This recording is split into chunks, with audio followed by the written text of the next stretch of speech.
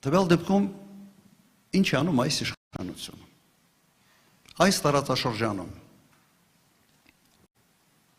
մի քանի 100 տարի մրցել են իրար հետ Իրանը, Թուրքիան եւ Ռուսաստանը։ Չէ, այսպես է եղել։ Եվ Ռուսաստանը միակ երկիրն է, որը կարող է հակակշռել Թուրքիայի ազդեցությունը այս տարածաշրջանի վրա։ Եվ ինչ պիտի անի արտաքին քաղաքականությունը Հայաստանի Հանրապետության, բալանսավորել այդ ուժերի ներկայությունը այստեղ, զսպել Թուրքիայի ազդեցությունը այս տարածաշրջանի վրա, իսկ դա այլ կերպ, քան Ռուսաստանի հետ ուղղակի չես կարող անել, որովհետև չկա այս երկրագնդի վրա այլ երկիր, որը կարող է հակակշռել։ Ինչ է անում այս իշխանությունը, ամեն ինչ անում է Ռուսաստանի հետ հարաբերությունները փչացնելու համար։ Ամեն ինչ։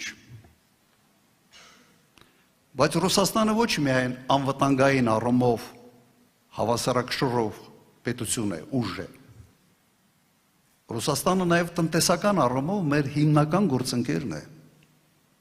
Կրկնեմ այս միտքը։ Հայաստանի Հանրապետության բնակչության 80%-ի բարեկեցությունը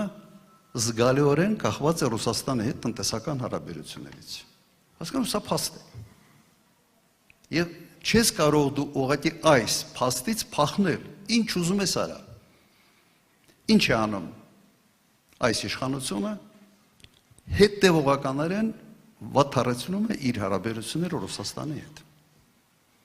Ես չեմ հիշում երբևէ անկախությունը ձեռք բերելու օրից, որ Ռուսաստանի պաշտոնյաները այսպիսի կոշտ հայտարարություններ անեին Հայաստանի նկատմամբ։ Չի եղել այդպիսի բան։ Անվտանգության խորհրդի քարտուղար, տեղակալ, նախագահի հանդիպումը Փաշինյանի հետ